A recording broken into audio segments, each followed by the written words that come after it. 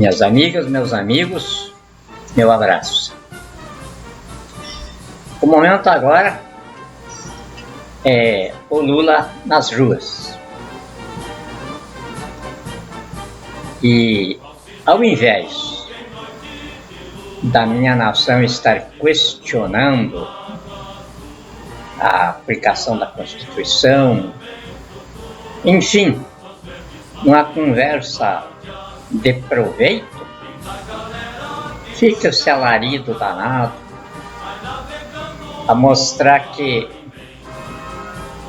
realmente estamos numa geração de pessoas sem cérebro.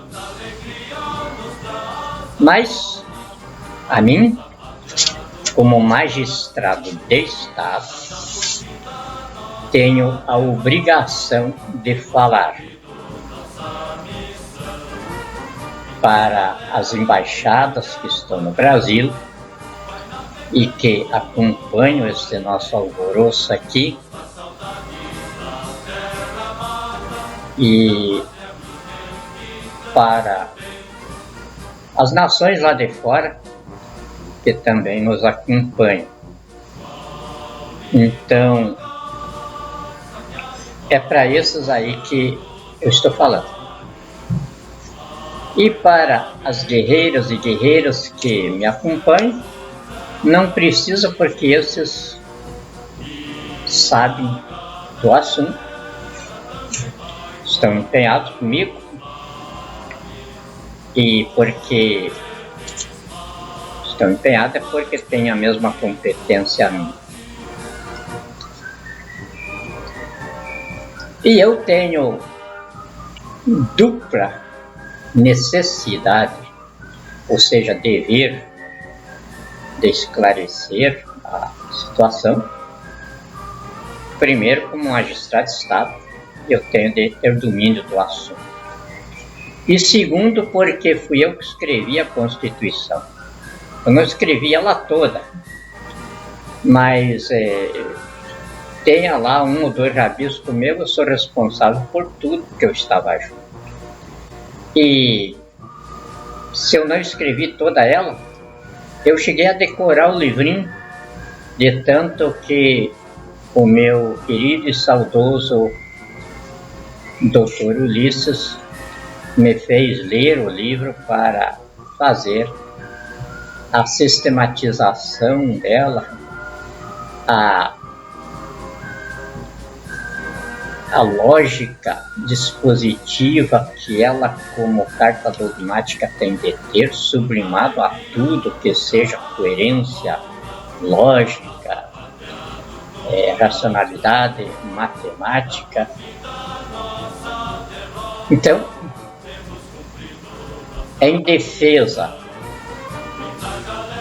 da democracia constitucional brasileira, da civilização constitucional, trabalhista, espiritualista religiosa, que a vocação de liberdade do povo brasileiro projeta na Constituição, que eu sou obrigado a fazer este esclarecimento. E eu faço, então, na titularidade da instituição da Presidência da República, que é integrada por mim, os três generais que comigo, ou seja, 4, e os 3 civis que comigo formamos 8 no parlamentarismo brasileiro destes dias, que substituiu o regime presidencialista. Então não sou eu que estou falando, são 8 que falam em mim, porque eu sou os 8, e qualquer um dos 8 na titularidade da instituição da Presidência da República é todos nós. e todos nós somos um, a entidade presidencial do Brasil. Em primeiro lugar, se nós tivéssemos o Supremo Tribunal Federal funcionando, os ministros tinham cometido um atentado terrorista contra a Constituição e teriam de ser destituídos por força do artigo 101, que exige notório saber jurídico e conduta ilibada. E aí eles não teriam, porque a Constituição não deixa dúvida. Aqui no artigo 5º, que eles se basearam para fazer essa folia toda, está num vernáculo bem claro. Ninguém será considerado culpado até trânsito em julgado de sentença penal condenatória. Nós escrevemos aqui culpado. E nós que escrevemos o livrinho aqui, somos juristas que temos a pretensão de não ter nenhum segredo na ciência jurídica para nós. Por quê? Nós não citamos livro, eu pelo menos assim. Tenho vários livros sobre direito aí. Não existe referência de rodapé. Os meus livros saem da minha cabeça, porque eu estou do doutorado para frente. Se não for assim, o doutorado é aquilo que Jesus diz: sepulcro caiado, brilhando uma formação escolar por fora, mas sem cérebro por dentro. E aí fica muito pior do que ser um analfabeto. Então eu estou do doutorado para frente. E se não fosse assim, eu não estaria patrocinando hoje a maior causa forense do mundo, que é a intervenção constituinte no processo histórico que nós já encerramos no Brasil. Então, aqui está dito: ninguém será considerado culpado. Isto quer dizer, enquanto o bandido não tiver a sentença condenatória dele transitada em julgado. Isto quer dizer, se o juiz de primeiro grau condenou o bandido e ele não recorreu, a sentença transitou em julgado em primeira instância, e aí ele é culpado. Se ele recorreu e a sentença está em tramitação ainda, pendente de mais recursos, então ele é acusado. Culpado e acusado tem uma diferença, como entre a Terra e a Lua. Culpado é a proteção que a Constituição dá à personalidade do acusado. Porque a nossa Constituição é a única do mundo que considera a pessoa humana como Deus recomenda: o indivíduo físico e a personalidade espiritual. Os dois têm direito à indenização. O indivíduo físico tem direito à indenização material e o indivíduo moral ou espiritual ou personalidade tem direito à indenização moral. Eu já fiz muitas ações dessas. E como não há uma regra ainda estabelecida em lei para as indenizações, eu sempre pedia bem alto, porque é praxe dos juízes darem 20% a 25% do pedido do advogado. Mas, por exemplo, eu queria 200 mil reais, pedia lá 10 milhões de indenização, o juiz dava 20%, dava o que eu queria. Então, aqui é culpado.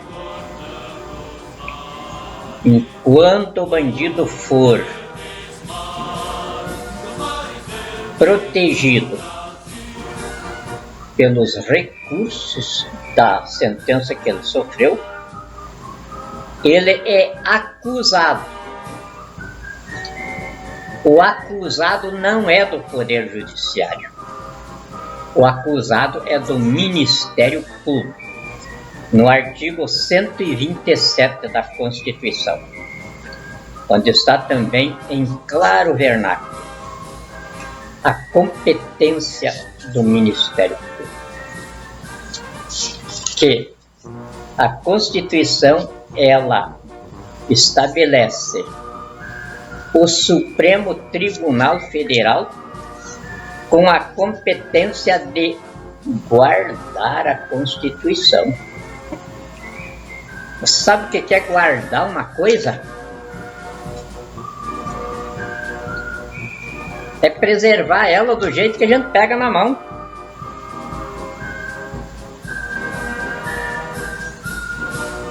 Então, o Supremo Tribunal Federal não tem essa competência que ele se arrogou. Aliás, ele se arrogou essa competência porque não existe mais ministro nenhum. São todos uns bandidos. Bandidos escondidos atrás da toga. Vagabundos que se impõem pela intimidação na mercadejação forense de sentenças. Eu estou apenas repetindo o que o Conselho, o que a Corregedoria Nacional de Justiça disse pela Corregedora Nacional de Justiça, Eliana Calmon. Vagabundos escondidos atrás da toga, que se impõem pela intimidação na mercadejação forense de sentenças. É o que esses 11 vagabundos são.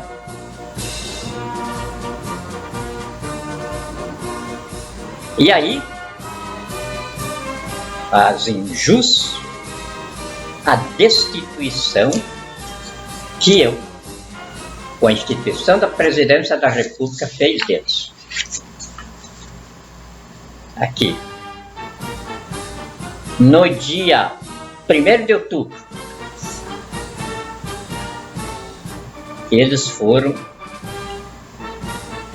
constitucionalmente, legitimamente, institucionalmente e necessariamente destituídos da investidura de ministro do Supremo Tribunal Federal. Receberam o ato e o promulgaram,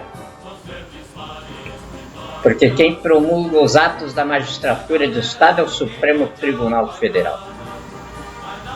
Eles receberam e promulgaram. E aqui está dito que o motivo da destituição deles é porque eles decaíram da condição estabelecida pelo artigo 101 da Constituição. Notório saber jurídico e reputação ilibada. Quando a Corregedoria Nacional de Justiça chamou de bandidos escondidos atrás da toga, vagabundos que se impõem pela intimidação na mercadejação de sentenças, eles não eram mais dignos de adentrar o Supremo Tribunal Federal, nem como advogados, quanto mais como ministros do Supremo. Então, por isso, eu não podia ter como limite da magistratura de Estado essa corja. Então, foi destituído. Todos eles receberam isso aqui e tiveram prazo de 10 dias para se manifestar. contrário. Transcorreu o prazo em autos, não se manifestaram. Então isso aqui significa uma delação premiada. Ao inverso, aqui está dito o fundamento da destituição. Bandidos escondidos atrás da toga, vagabundos que se impõem pela intimidação na mercadejação forense de sentenças. Para ministro do Supremo Tribunal Federal, na história do Brasil é a primeira vez que alguém está dizendo isso. E quis o destino que fosse eu. E é evidente que eu não teria toda essa coragem se não tivesse blindados atrás de mim e que já deram várias vezes os recadinhos deles. Mas não é só por isso. É porque eu não tenho como superior a mim, em saber jurídico notável e reputação ilibada. Reconheço que tem muitos brasileiros iguais a mim no campo do saber jurídico, mas nenhum superior. Então é isso que me embasa para repetir a Corregedoria Nacional de Justiça. Vagabundos se impõem pela intimidação na mercadejação forense de sentenças. E isso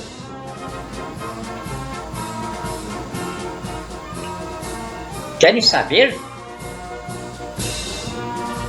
Testemunho ocular? Eu conto a história. Como é que foi? Era 1.700.000 por uma liminar, uma valise preta, porque os dois iam para o jantar com uma valise preta. E ali botavam a valise uma ao lado da outra e daí trocava a valise ali na saída depois da janta. 1.700.000 reais. E aí às vezes dava briga por isso. E tem um caso aí que eu vou relatar há uns tempos para a nação. Houve uma briga, 1.700.000, daí o ministro saiu, e aí o processo foi para o outro ministro, e o ministro descobriu, cassou a liminar, que não tinha ido a parte dele, que seria 50% disso. Não fui eu que fiz, mas foi dentro do meu escritório.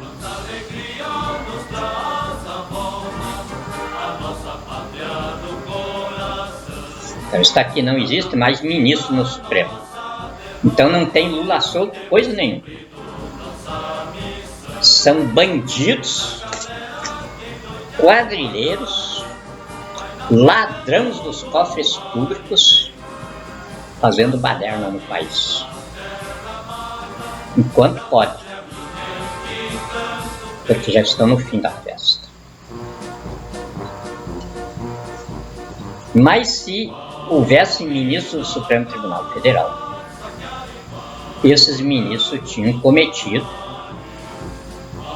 crime de atentado terrorista contra a Constituição. E aí fica tão grave a situação dos bandidos escondidos atrás da toga, que até 2016 eles cumpriam a Constituição. Eles guardavam a Constituição. Livrinho aqui, eles guardavam. E aí, todo condenado em segunda instância era preso. Começava a cumprir provisoriamente a sentença. Porque quando a sentença é confirmada em segunda instância, não se tem dúvida que dali para frente O que pode acontecer é algum favorecimento no montante da pena, mas nenhum tribunal, nem o Supremo, vai anular a pena. Então já ele passa a cumprir provisoriamente a condenação. Não como culpado, como acusado, porque ele ainda não é culpado. A Constituição estabelece que se o bandido foi condenado à morte, se houvesse pena de morte no Brasil, ele ficaria preso ou até responderia a condenação solto se tivesse condições para isso, até o trânsito em julgado do último recurso dele. Isso não quer dizer que o último recurso seja no Supremo Tribunal Federal. O Supremo Tribunal Federal, pela Constituição, só pode apreciar recursos que contrariem, que violem a Constituição da República. E é muito difícil uma sentença de primeiro grau passar pelo segundo grau, passar pelo terceiro grau com violação à Constituição. Por isso existe o Superior Tribunal de Justiça, que é onde são corrigidas as violações da Constituição, os excessos das instâncias inferiores.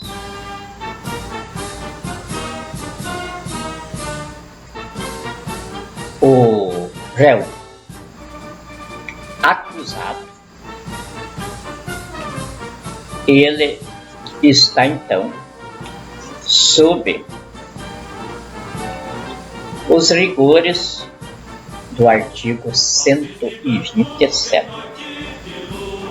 Diz assim: o Ministério Público é instituição permanente.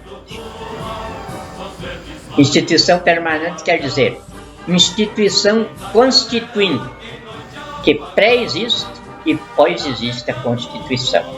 Quando a Constituição diz permanente, ela reconhece a pré-existência e pós-existência da instituição. Então, este não é um poder constitucional, é uma instituição. Pré-existente, pós-existente a Constituição, então é constituinte. E aí, então, é uma instituição permanente. Nessa função de instituição permanente, ele se opera pelo artigo 1º, parágrafo único da Constituição.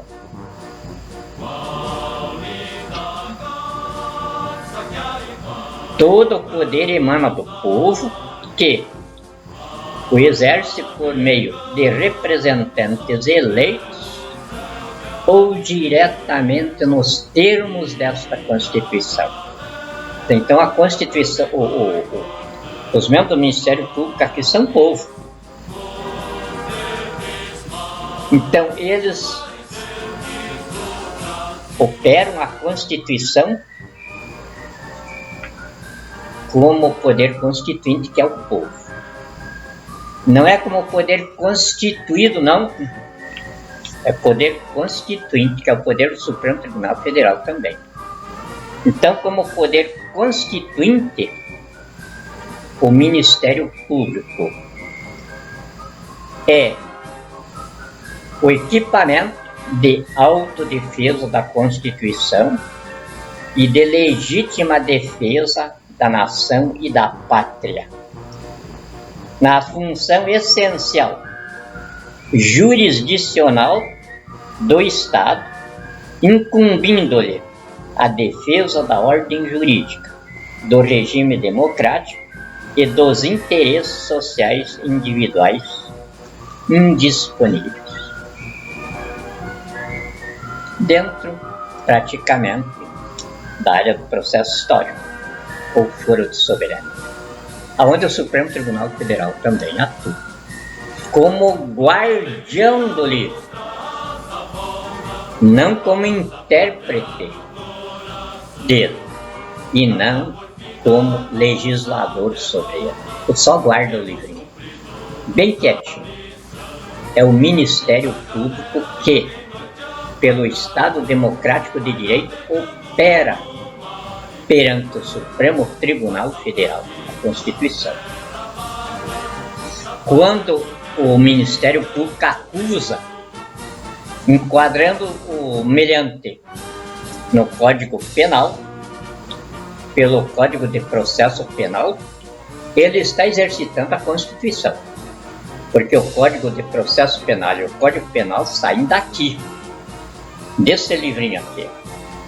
Então, o Ministério Público é poder constituinte preservado na Constituição para a defesa dela, da nação e da pátria, dentro do artigo 1º, parágrafo único do livrinho aqui.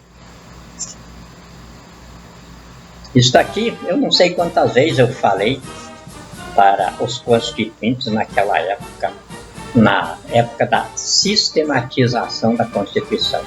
Era eu que tinha lá no gabinete do escritório do Ulisses, que ele tinha arrumado para isso aí. Se reuniam lá, aquela turminha que estava escrevendo ali, que eram bem poucos, e aí eu ficava ali explicando. Aí, a decisão do Supremo era absolutamente nula. Mas acontece o seguinte, aí o Ministério Público não tinha foro para operar a Constituição contra o Supremo Tribunal Federal. Ele é o último foro. Então aí você patenteia a crise institucional de Estado. É um dos fundamentos da intervenção constituinte no processo histórico que o povo instaurou em 2008 perante o Supremo Tribunal Federal. Crise institucional de Estado, porque resultou Ministério Público sem instituição para operar a Constituição na violação dela. E aí se caracteriza terrorismo, porque o Supremo extrapolou da razoabilidade jurídica, da capacidade que a inteligência educada pelo direito tem para suportar uma ofensa desse grau. Então, criada a crise institucional de Estado, o Ministério Público teria, no exercício do artigo 127 da Constituição da República, de ter imediatamente pedido, isso diretamente, ao alto comando das Forças Armadas, a reação de cidadania pelas armas. O presidente da República, então, no caso eu, decretaria a prisão dos ministros, porque o pedido do Ministério Público teria, nesse caso, de ser feito a mim como o comandante supremo e autoridade suprema das Forças Armadas e magistrado de Estado. Então já está eu, dentro do foro de soberania, encarnando o processo histórico. E aí, o Procurador-Geral da República, que era no caso, faria a denúncia perante mim do atentado terrorista contra a Constituição pedindo que eu determinasse a execução da Constituição. E então eu requisitaria as Forças Armadas, decretaria a prisão dos ministros, decretaria as Forças Armadas para cumprirem o mandato. E as Forças Armadas iam lá, prendiam todos eles. Sobre isto aqui, todos os meus generais, eu me recordo,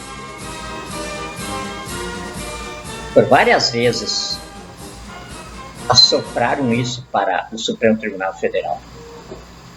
Quase todos os comandantes militares diziam: se soltarem o Lula, a ofensa às Forças Armadas. O jeito deles dizer, porque é claro que o Ministério Público, ou seja, a Procuradoria-Geral da República, não pode declinar da investidura dela como equipamento de autodefesa da Constituição. A Procuradoria-Geral da República tinha que ter encaminhado a denúncia para mim e eu tinha de decretar a prisão dos ministros e determinar as Forças Armadas que cumprissem. Isso não era nenhum ato de força, não tem nada de autoritarismo, não tem nada. Simplesmente a Constituição, num mundo absolutamente democrático como é o Brasil. O Brasil é um Estado democrático de direito. E é dentro desse Estado democrático de direito que tem esta instrumentalização. E o presidente da República, esse magistrado. Agora, para ser esse magistrado, o presidente da República tem que ser que nem eu aqui. Eu escrevi a Constituição. Não é esse bandido que está aí, não sabe nem fazer uma engenharia dialética. Isso aqui eu pedi na Academia Brasileira de Letras que seja feita uma placa de ferro para que a posteridade lá veja o tipo de bandido que queria ser magistrado de Estado nestes dias aqui no Brasil, Jair Bolsonaro. Joguem-me aos lobos e voltarei liderando o cardume, um cardume de lobos. Esse homem poderia falar alguma coisa dentro da Constituição? Chamaria esses alfabetizados com rótulos de doutores, mas que defecam pelo cérebro e raciocinam pelo ânus. Se não fosse isso, nós não estávamos nesse inferno que estamos. E esses doutores, é claro que iriam fazer a mesma coisa, aquela mesma linguagem que ele usou ali para se engrandecer, transformando uma mantilha em cardume.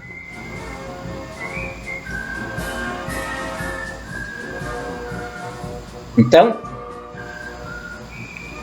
isto se existisse os ministros.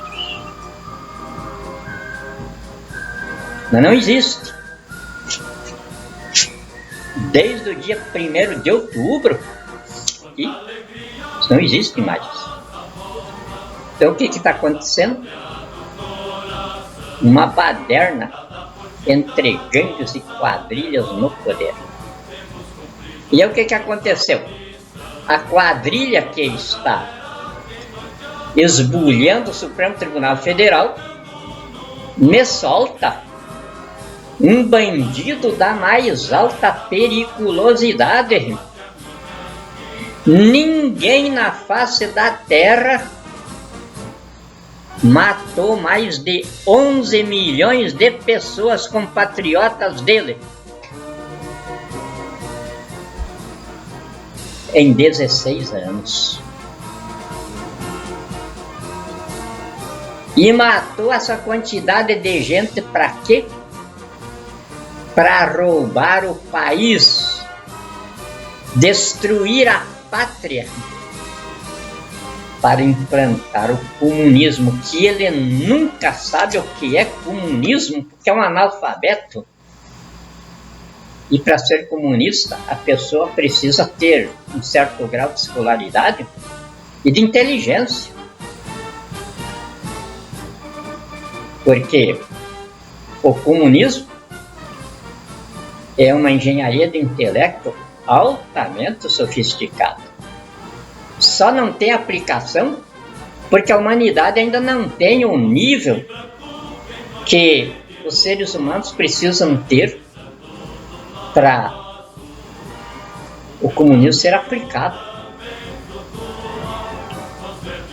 É tanto que os apóstolos de Jesus, no início, quando começaram a escola de conciliação dele, eles quiseram fazer uma sociedade comunista.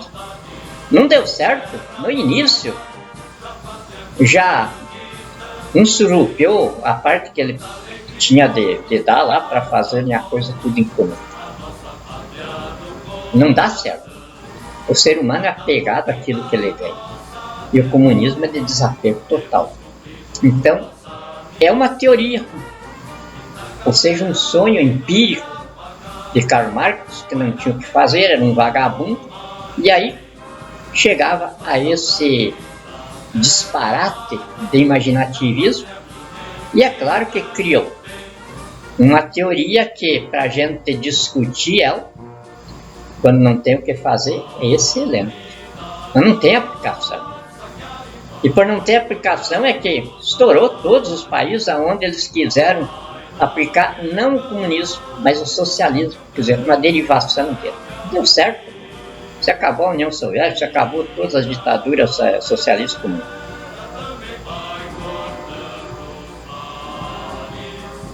E Lula, então, isso foi ele e o falecido Luiz Gusquem e o falecido ministro da Justiça dele. Eu tenho todas as gravações.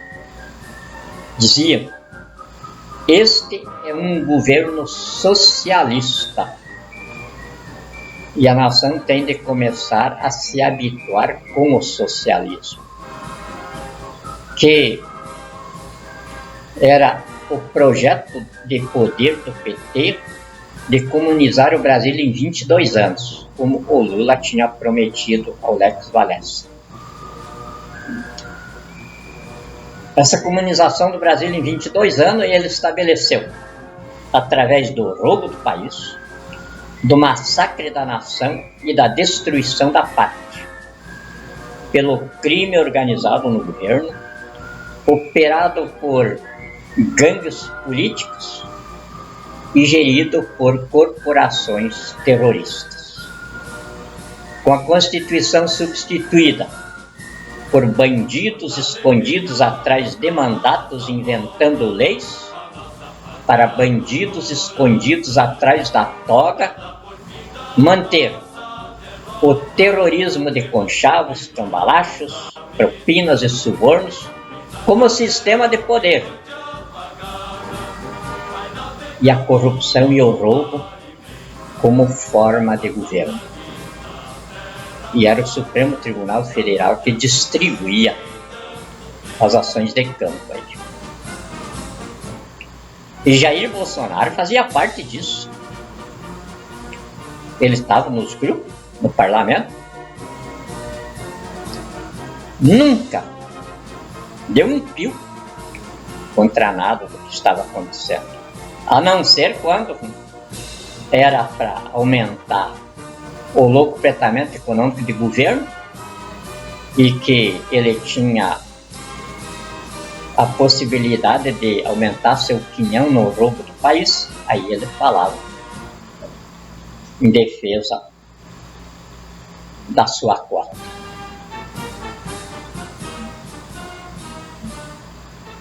Este sujeito, os 11 bandidos escondidos atrás da toga, vagabundos que se impõem pela intimidação na mercadejação forense de sentença, botaram para a rua. O mundo está escandalizado.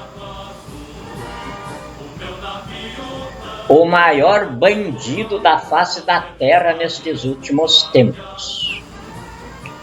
Uma corja de bandidos no Supremo Tribunal Federal arromba as portas da cadeia com construções verborreicas e coloca o bandido pra rua. E não é só esse bandido que ele colocou pra rua, porque o que a bandidagem do Supremo quer é acabar com a Lava Jato. E aí mexeram com os brilhos do velhinho aqui, porque a Lava Jato é obra minha.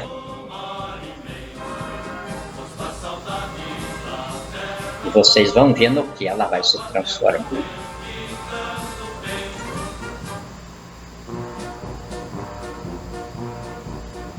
Os 11 ministros,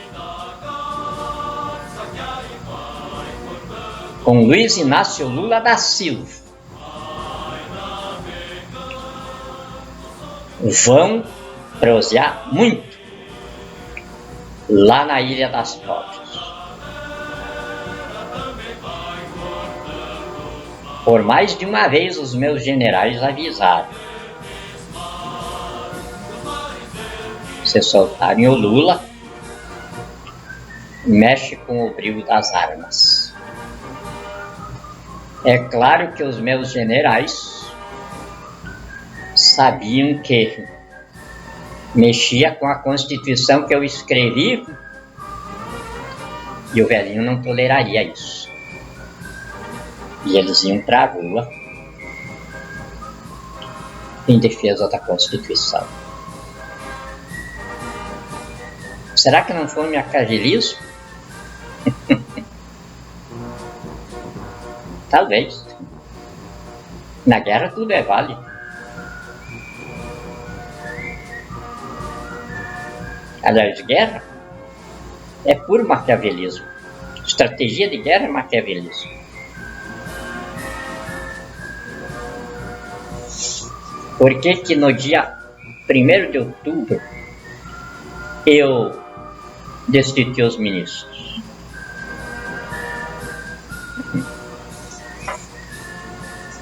As Forças Armadas são a instituição mais velha da Terra,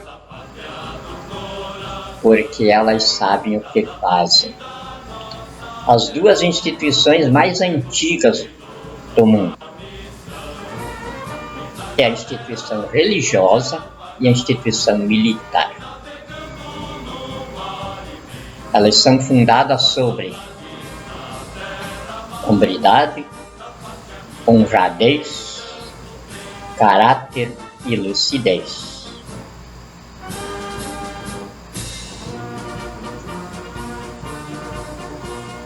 E essa instituição militar foi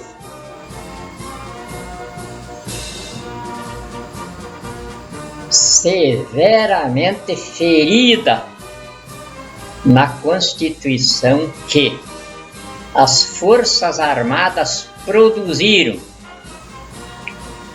em missão cumprida por mim na Assembleia Nacional Constituinte, na qual o saudoso Ulisses Guimarães, quando dava o caso de alguém me flagrar com ele, me apresentava como secretário particular dele na elaboração deste livrinho. Mas na verdade eu cumpri a missão militar dele. Ou seja, o livrinho estava sob a minha responsabilidade porque as Forças Armadas tinham sido bem claras com ele. Ou sai uma Constituição sob a nossa assessoria, ou nós voltamos para o governo antes que vocês transformem o país numa guerra civil.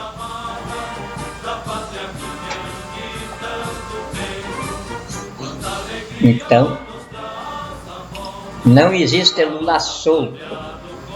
existe o bandido mais perigoso da face da terra, tirado da cadeia por uma sentença extraordinariamente jurídica, constitucional, legítima e necessária,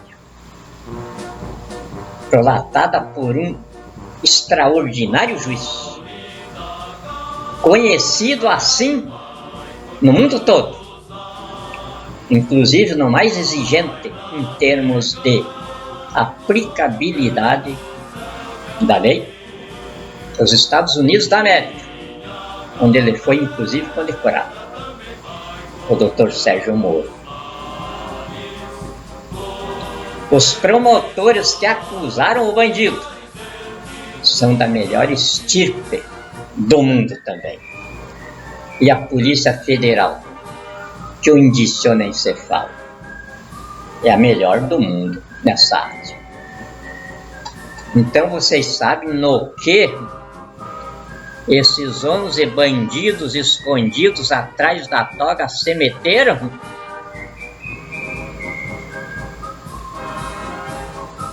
Não vou adiantar nada a respeito, mas não se espante.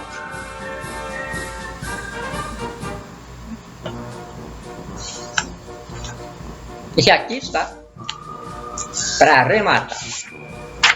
Veja.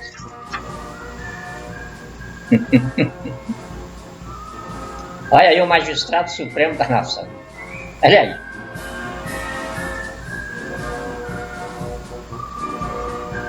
Acaso algum outro povo no mundo passou por um constrangimento maior? Então, por que isso tudo está acontecendo?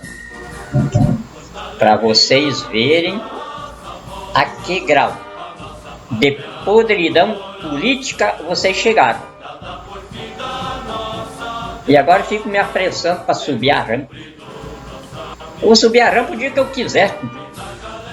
Estou me divertindo demais. Onde eu ia encontrar coisa mais bonita que isso daqui? Tá aqui, ó. O homem de Deus que está abençoando ele. Tá aqui, ó. Atrás do monte de dinheiro lá. Dinheiro tirado dos miseráveis, como esse vagabundo, cafajeste, ladrão dos cofres públicos, tira também do povo. Jair Messias Bolsonaro. Os dois estão aqui, ó, fazendo duplo.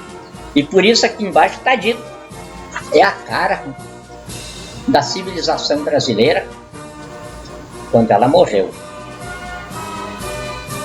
Está aqui a morte de um povo. A morte moral de uma nação. Quando chega a este estado aqui, não existe mais nenhum homem com dignidade respeitável aí dentro.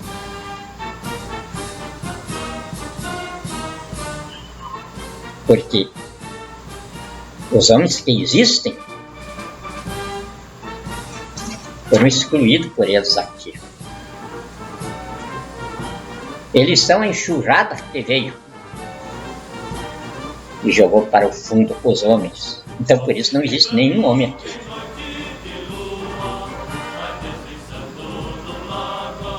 Tem coisa mais bonita que isso? Então eu subo a rampa o dia que eu quiser. Estou vivendo o mesmo momento do meu primo Jesus. Todo mundo queria que ele descesse da cruz para acreditarem que ele era o Salvador do mundo. Mas ele não desceu da cruz, porque eu não estava aí para fazer a vontade do populacho. Ele estava justamente para salvar o mundo. E para salvar o mundo ele não precisava ser da cruz. Ele precisava morrer na cruz, porque a salvação do mundo estava na ressurreição dele.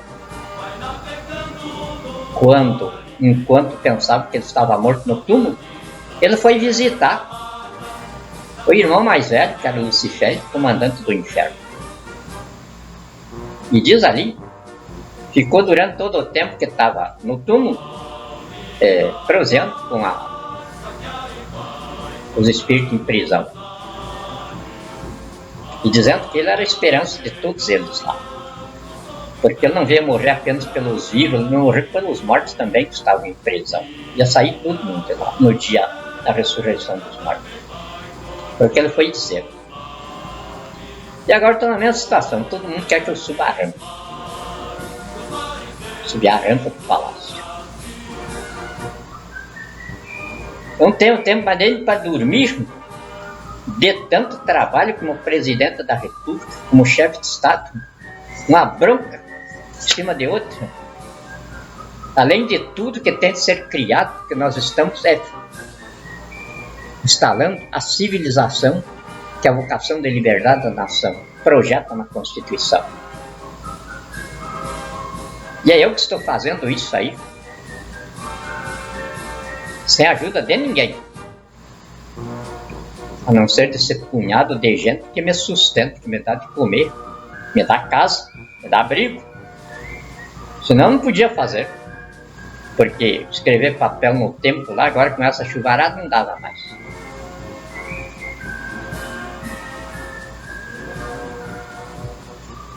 Então eu estou fazendo do meu jeito, me divertindo, porque o diretor do circo sou eu, e eu não me divirto na plateia, eu me divirto nos bastidores, vendo o elenco cair no palco, tropeçar uns com os outros. Tenho esse direito. E os meus generais também.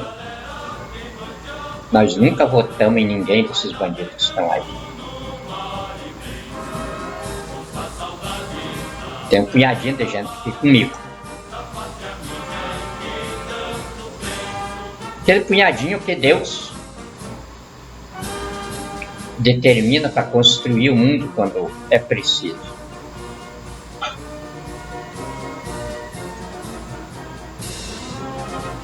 Não é tão pouquinho, mas perante 217 milhões de brasileiros, é um punhado. O punhado dos melhores, o punhado da nata que a procriação humana nesta nação gerou. São os constituintes no poder, encarnados por 4 generais e 4 civis. A Constituição brasileira é parlamentarista, não presidencialista.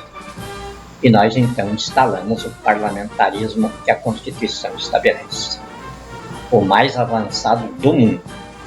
Está funcionando com uma beleza. Hoje me telefonaram aí que o Bolsonaro tinha convocado os ministros militares dele para tomar posição contra o Lula, que o Lula tinha ameaçado. E já desesperados, que tinha se acabado o apoio dos militares a mim. Eu não tenho apoio de militar nenhum. Os militares estão sob o meu comando, no cumprimento da Constituição da República. Não busco apoio de militares. Os militares equipam o povo. E o povo está no poder em mim e neles também. Porque eles, com 4 generais hoje, eles se compõem com o povo no poder. Mas não perdem nem em moral e nem em confiabilidade da nação em atenderem o Bolsonaro. Se o Bolsonaro me convidar para alguma besteira lá, eu não me faço advogado, eu vou. Tenho medo nenhum do Bolsonaro. Eu vou ouvir ele, talvez me divertir bastante com a burrice do homem, que não há nada mais burro na face da terra do que você vive. Então, o caso dos meus generais serem convidados por ele irem lá, não estão cometendo nenhuma infração hierárquica. Até porque eles fazem parte da presidência da República, eles vão como presidente da República conversar com o bandido. Como se o bandido me convidar, eu também vou lá. Até a hora que a Polícia Federal botar a mão nele. Esse aí é encargo do meu chefe de Polícia Federal, o magistrado Sérgio Moro. É ele que vai expedir a ordem de prisão à Polícia Federal. E ele tem prazo para fazer isso. Se passar desse prazo, ele vai fazer companhia com os ministros do Supremo Tribunal Federal também, junto com o Bolsonaro, lá na Ilha das Cobras. Não temos nenhum vínculo de comprometimento um com o outro. Ele é meu chefe de polícia porque ele aceitou a designação. Decairá dela se evidenciar um bandido me trair. Eu não acredito que o doutor Sérgio Moura faça isso. Ele ainda está no prazo.